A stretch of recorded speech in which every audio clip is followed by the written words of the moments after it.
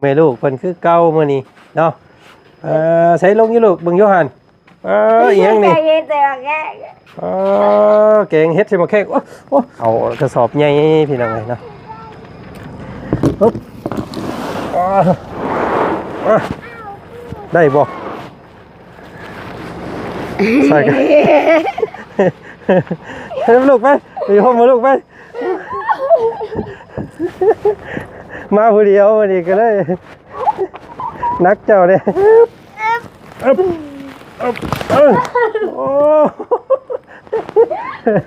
โอ้ยับคนตะพังไป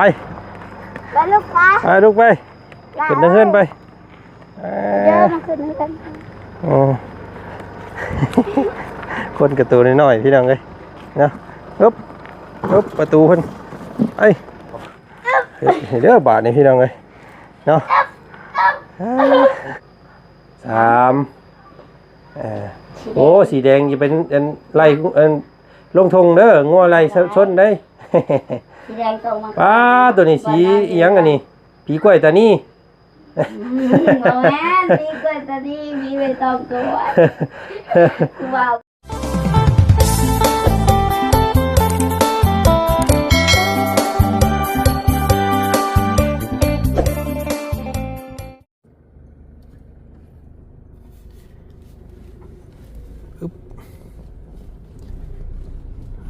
ตัวทางนั้นผลก็กำลังสีมาพี่น้องเลยทางนี้ก็กำลังสีเข่าหมู่บ้านสาวลำเพ็ญ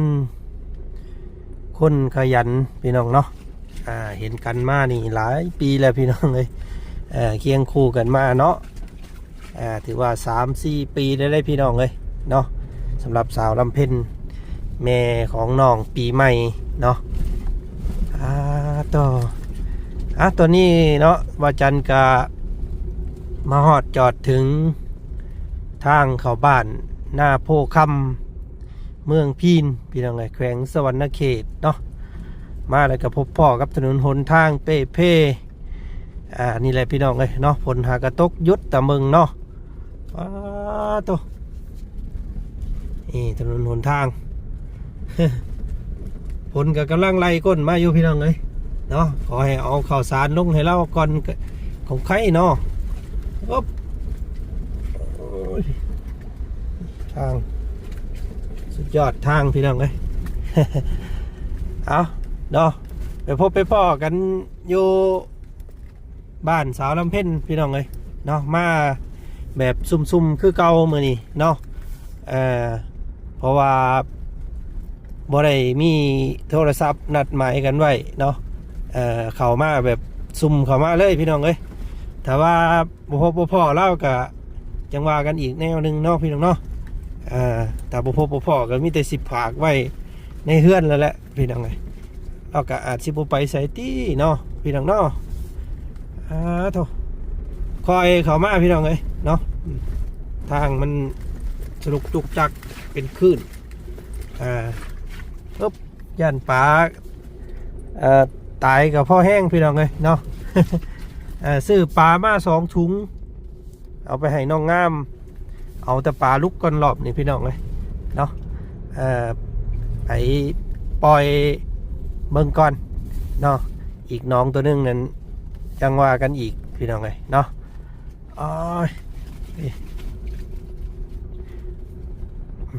เพราะว่ามันทางยากพี่น้องเลยเนาะบอจันก็เลยบ่ได้ซื้อมาหลายทางเมย์เพิ่นว่าให้ซื้อมาหลายๆเลยว่าซั่นก็จะได้ซื้อแต่เอาแต่500,000เนาะไปเนาะพี่น้องเนาะตั้งจิตตั้งใจขับรถก่อนพี่น้องเอ้ยเนาะย่านผลไล่มาเลยพี่น้องเอ้ยโอ้มืดมาแหละผลเนาะย่านผลทำเข่าแล้วไปอีกใกล้แล้วพี่น้องเลย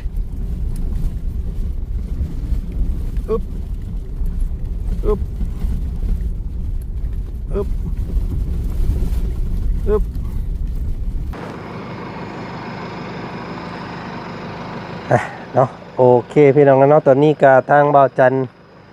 ได้บุกลงลุยน้ำเข้ามาฮอด พื่อนถึงซ่านสาวลำเพ็ญเนาะกับน้องปีใหม่แล้วพี่น้องเอ้ยบ้านนาโพคำเมืองพีนแข้งสะวรรณเขตเนาะพี่น้องเนาะว่านสีผ้าสีบริลาบริลงพี่น้องเอ้ยเนาะเท่าไรปีก็ยังคือเก่าเท่าเนาะอ่ะมาฮอดจอดถึงแล้วพี่น้องเอ้ยเนาะกราบทักทายสบายดีพ่อแม่พี่น้องเนาะหมู่เพื่อนกันเมื่อสู่ครูสู่คน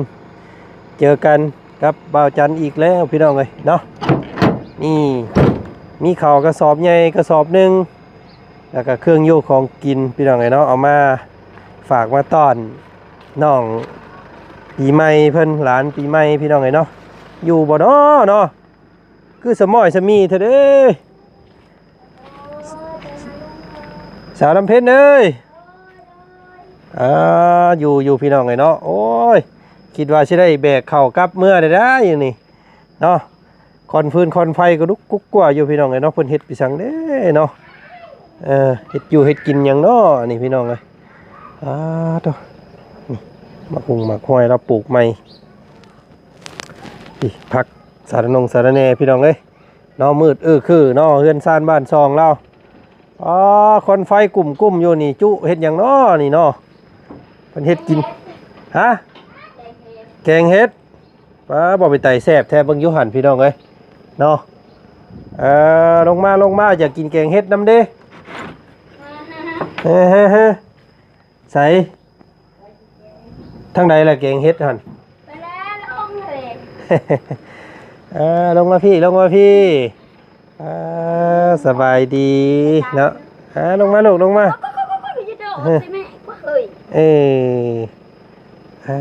มาพี่มาเบิ่งกันพาเราเบิ่งแน่อันแกงเฮ็ดน่ะไสเป็นไตแซ่บอยู่บ่ โอ้ยพี่น้องเอ้ยเนาะสองแม่ลูกเพิ่นคือเก่ามื้อนี้เนาะใส่ลงอยู่ลูกเบิ่งอยู่หั่นอีหยังนี่แกงเฮ็ดใส่หม้อแข้งโอ้ปลาฮ้อนจับหูหน้าไปถึกอีหยังมานี่แม่งแข้งเหี่ยวใส่เด้อพี่น้องเอ้ยเนาะกินมันแข้งเหี่ยวใส่ถือจ่าอยู่ลูกสบายดีอยู่สบายดีพ่อลุงแน่ไข่เป็นไข่บ่แม่ก็จอยลูกก็จอยพี่น้องเอ้ยโอ้ยเนาะพี่น้องกำลังสิกินข้าวบ่เฮ็ดไว้ตอนแรงพุ่นทุกผลกำลังสิมาเลยพี่น้องเอ้ยแม่นโอ้เพิ่นตกคือมือบ่อยู่ทางพี่กะโธ่เนาะเอาสันมีแต่ให้อีหลาเพิ่นลงอยู่ก่อนเดี๋ยวเฮาไปขนเอาของพี่น้องเอ้ยเนาะของฝากของต้อนจากแม่อยู่ฝั่งไทยเนาะเพิ่นฝากมาให้คือเก่าพี่น้องเอ้ยมื้อนี้ก็ได้นี่เพิ่นเฮ็ดอยู่เฮ็ดกินค่อนกรุบกรุบก่อยอยู่พี่น้องเอ้ยเนาะฝนตกคุมื้อว่าซั่นเนาะนี่มักนาวแล้วก็งามแล้วพี่น้องเอ้ย ซื้อมาให้เราแต่2 ปีที่แล้วเนาะฮ้อนโอ้ยจังได๋ล่ะบาดนี้ไปเฮามาหามเอาเข้าก่อนประตูเลื่อนเพิ่นนี่พี่น้องเป็นที่ไหนเบิ่งอยู่หั่นแดกเองได้บ่เขากระสอบใหญ่พี่น้องเอ้ยเนาะปึ๊บได้บ่ใส่กันเฮ้ยลูกไปไปห้องมาลูกไปมาผู้เดียววันนี้ก็เลยนักเจ้าเนี่ยไปปึ๊บพี่น้องเอ้ยไปลูกมาพี่เด้อเอาขึ้นเด้อขึ้นเฮือนโน่นเนาะไปขึ้นปึ๊บเอาขึ้นก้อนเจ้าไป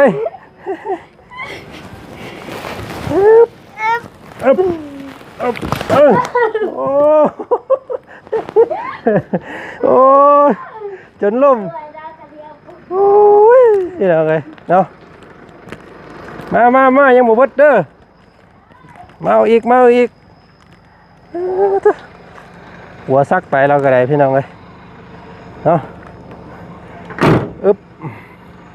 ห่อนมาเบิ่งก่อนนี่ยังแน่นี่พี่น้องเลยอันนี้โมแมนตัวนี้เอาลงก่อนปึ๊บตัวนี้นุ่มเนาะนุ่มให้อีหลาเพิ่นพี่น้องเลยเนาะตัวนี้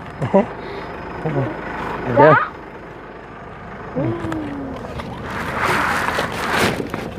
อันนี้ไข่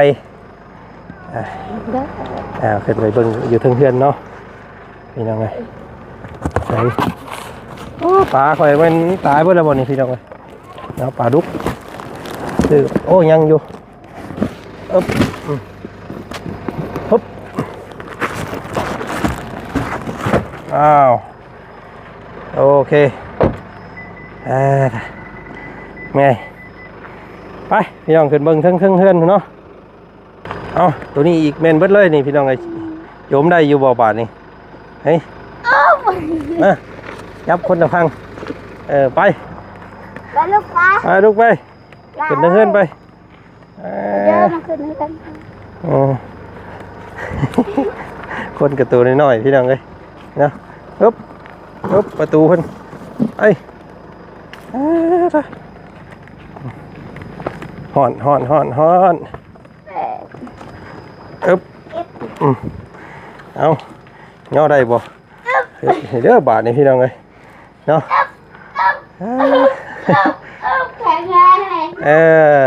เนาะขึ้นมาทั้งลูกขึ้นมาทั้งไปขึ้นมาไปเลยโอ้ได้เลยลูกเบิ่งก่อนเนาะสภาพเพื่อนซ่านของเพิ่นเนี่ยนี่พี่น้องเลยเนาะเธอห่อนคักห่อนเน่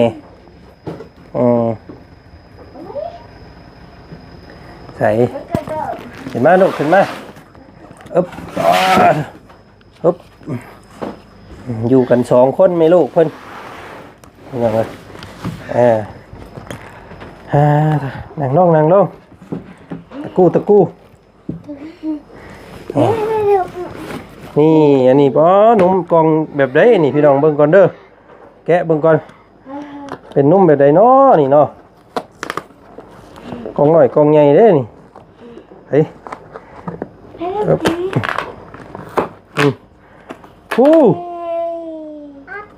ว้า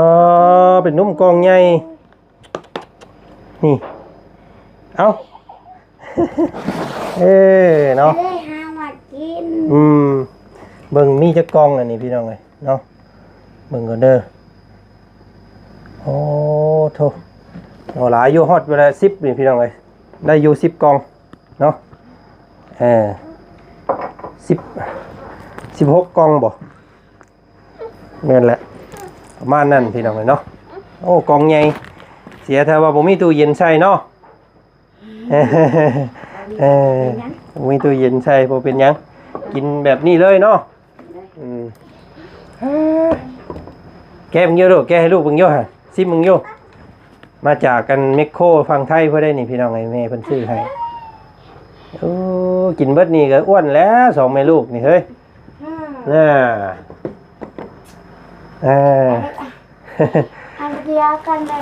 ย เอาตัวนี้เป็นเสื้อผ้าอันนี้เบิ่งโยหันแกเบิ่งโยเนาะอันนี้ปลาป๋องพี่น้อง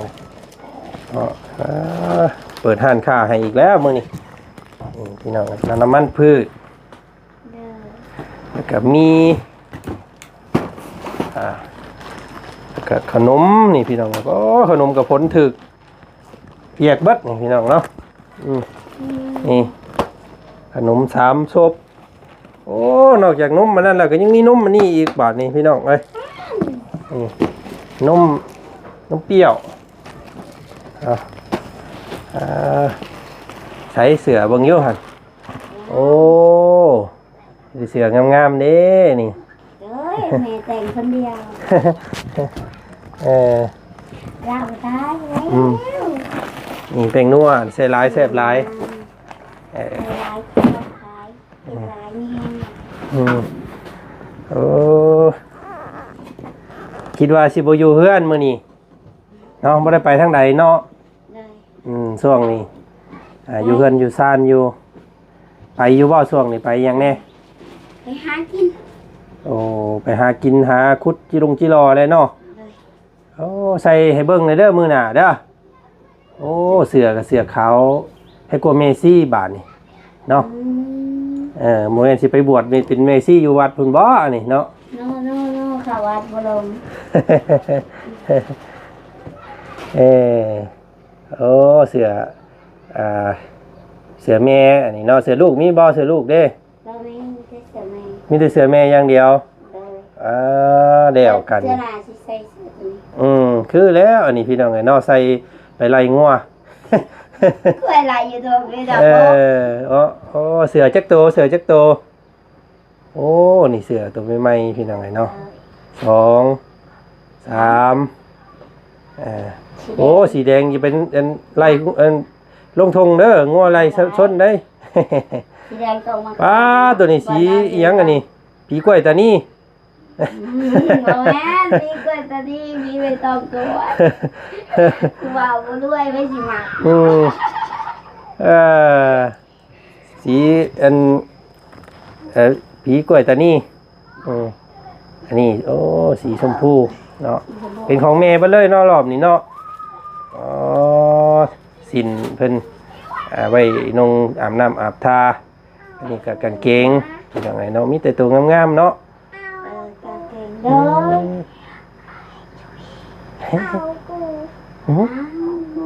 นี่อันนี้ก็ไว้ใส่ย่ำหนาวเนาะ ไปใส่ได้ ย่ำร้อนย่ำหนาวก็ใส่ได้พี่น้องเลยเนาะเอาเนาะมาฮอดจอดถึงเนี่ยพี่น้องไอ้มื้อนี้ก็ได้บุกน้ำลุยทาเข้ามาว้าทางก็ยากครับ แม่นทาง นอกขี้ต้มรถข่อยจนมุนพี่น้องเลยล่างมาใหม่จนเก่าเนาะ แม่น แต่ก็บ่เป็นหยังมาฮอดจอดถึงแล้วพี่น้องเอาเข่าลงเรียบร้อยตะกี้นี่เป็นห่วงน้ำเข่าย่านฝนตกห้ำ สิได้มาให้สาวลำเพ็ญแล้วว่าซั่นเนาะดีเท่ามาฮอดจอดถึงก่อนพี่น้องเนาะเอาเนาะกะเสื้อนั่นก็เป็นเสื้อของทางแม่เนาะแ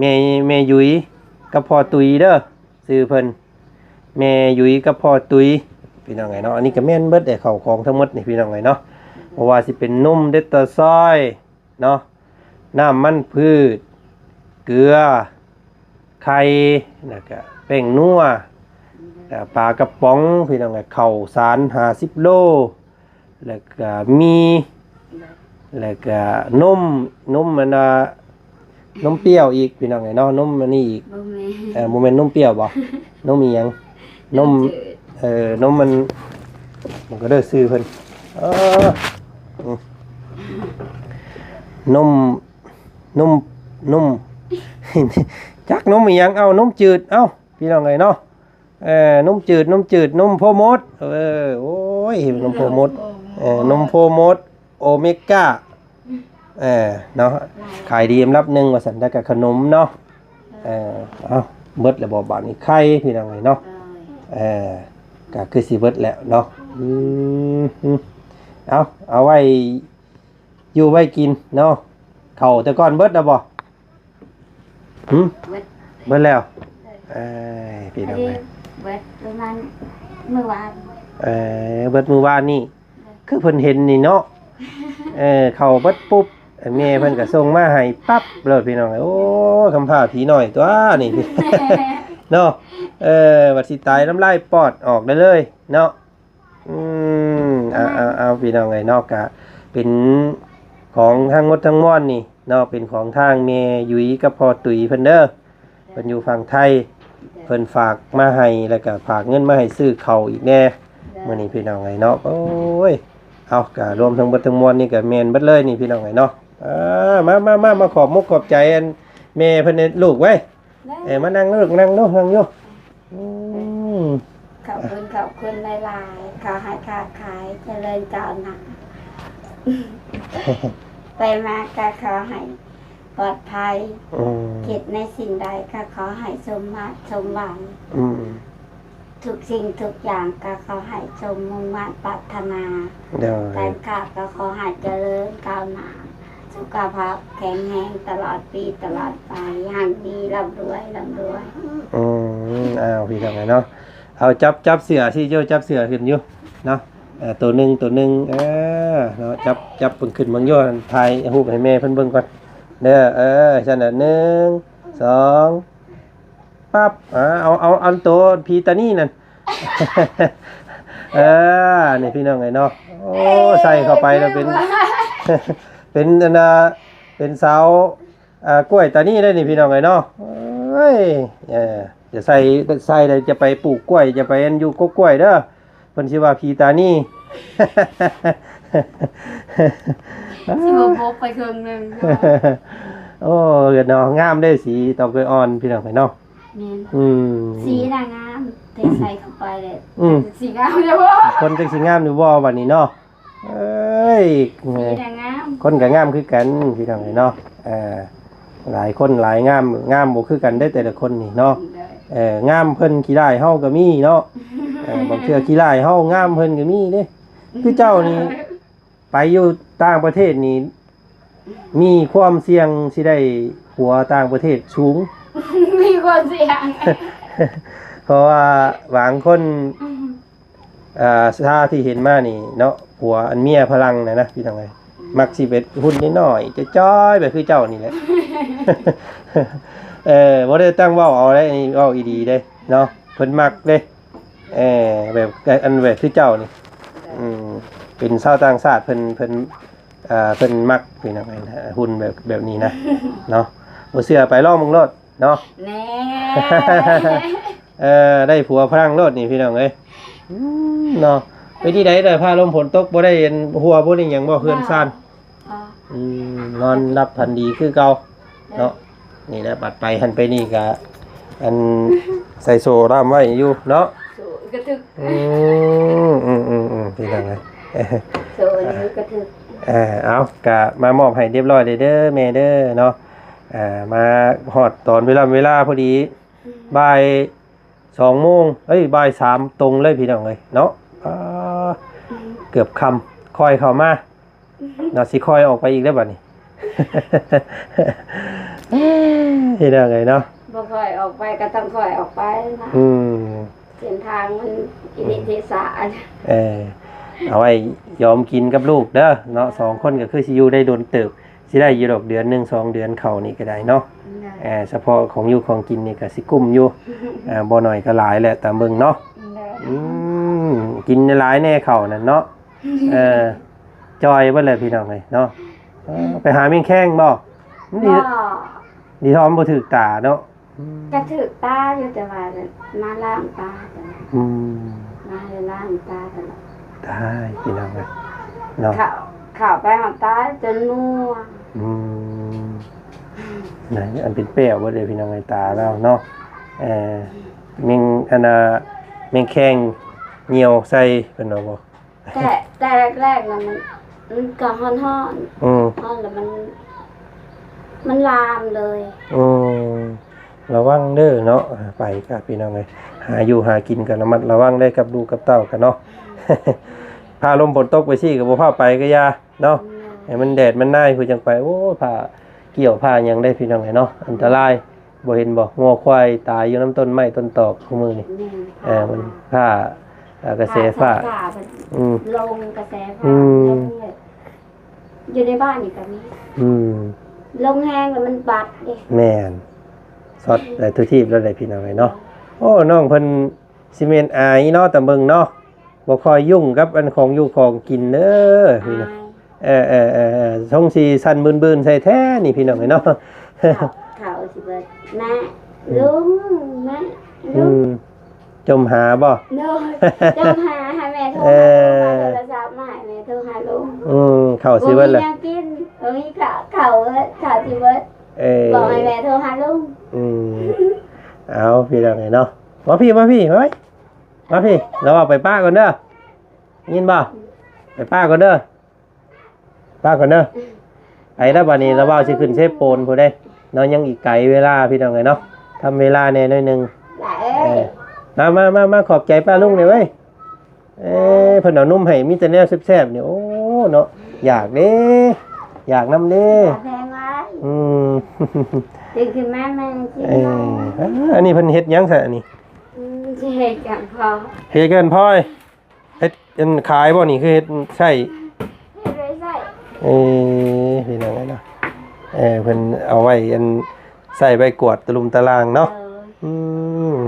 มาไว้ไปป้ากันเด้อซะเด้อ เลย ยินบ่ไปป้ากันเด้อซะเด้อ คือบอกให้โทรหา เออ บอกให้แม่โทรหา แล้วกันหมอนี่เนาะเฮ้ย บอกไม่โทรหา เอาเข้าไว้อันตะลุมตะลางอัดไว้เด้อเฮือนซานเด้อใส่บัดนี้เด้อทางบ่จันไปก่อนเด้ออันสาวลำเพ็ญเดินทางก่อนพ่อกันใหม่เด้อ ประการก็เดินทางปลอดภัยชีวิตให้หุ่งเงินชีวิตร้ายการเงินก็ขอให้จุดใจคือรังน้ำไหลจิตใจก็ขอให้ชุ่มฉ่ำว่าให้มนมัวมอปรารถนาสิ่งใดก็ให้ได้ตามมันปรารถนาให้ได้ด้วยไวๆเลย สาธุเนาะสมพรปากเด้อพี่น้องเอ้ยเนาะเอาเนาะกับมื้อนี้มาเป็นสะพานบุญให้ทางเมยุยเพิ่นพี่น้องเอ้ยเนาะครับพอตุ๋ยจากฝั่งไทยเนาะมาฮอดถึงชานแล้วพี่น้องเอ้ยบ้านหน้าโพค่ำเมืองพีนแขวงสวรรณเขตเนาะสิมี2แม่ลูกพี่น้องอายุกันตามลำพังเนาะคือสาวลำเพ็ญเนาะคนโดดเดี่ยวดายพี่น้องบ่เอาผัวจักเทื่อบาดนี้ว่าซั่น แล้วกันเนาะพี่น้องโอ้ยเอาไปก่อนเด้อไปเนาะเดินทางก่อนบัดนี้ฝนก็มาผ้ากระสังเนาะพี่น้องเอ้ย อยากกินข้าวเลย เนี่ยกินด้วยลูกกินด้วยขนมขนิ้มเด้อลงมาเอาเด้ออันหมอนะหมากินได้หั่น เอาพี่น้องเนาะกะคือเก่าบรรยากาศบ้านเฮือนซ่านของเพิ่นก็ยังบ่ได้ลาเลยลงอยู่กันแบบสงบเสงี่ยม2แม่ลูกรุ่นกันเพิ่นแหละพี่น้องเอ้ยเนาะในภายภาคหน้าน้องอันปีใหม่เพิ่นสิเป็นจังใดเติบโตขึ้นมาสิได้การทำเฮียนอยู่บ่พี่น้องเอ้ยเนาะสิเป็นคนฮู้ผู้ดีไปหน้าบ่หรือว่าจังใดก็เอาติดตามเนาะอยู่นํกันมานี่โดนนานได้พี่น้องเอ้ยสาวลำเพ็ญเนาะ4 ปีเด้อพี่น้องเอ้ย เนาะเสียวส่งข่าวส่งน้ำเพิ่นอยู่นี่พี่น้องเนาะก็ถือว่าเป็นเคสที่ยาวนานสมควรเนาะแล้วก็เป็นเคสที่พ่อแม่พี่น้องเพิ่นให้ความสนใจบ่เบื่อบ่ขาดบ่เคินเนาะอยู่ตลอดว่าซั่นพี่น้องโอ้ยเอาสาธุเด้อเนาะมื้อนี้ก็ขอให้แม่ยุ้ยกับพ่อตุ้ยเนาะจงมีสุขภาพร่างกายอันแข็งแรงเด้อเนาะขอให้ร่ำรวยพี่น้องเนาะทานมื้อเช้าไหลเข้ามื้อแรงเนาะทานไปแล้วให้ได้ขึ้นคือเก่าเด้อทานมื้อเช้าให้ไหลเข้ามื้อแรงเด้อแม่เด้อเนาะเอาสาธุพี่น้องเนาะทางบ่จันขอตัวก่อนคลิปนี้เจอกันอีกคลิปหน้าแล้วกันพี่น้องสบายดี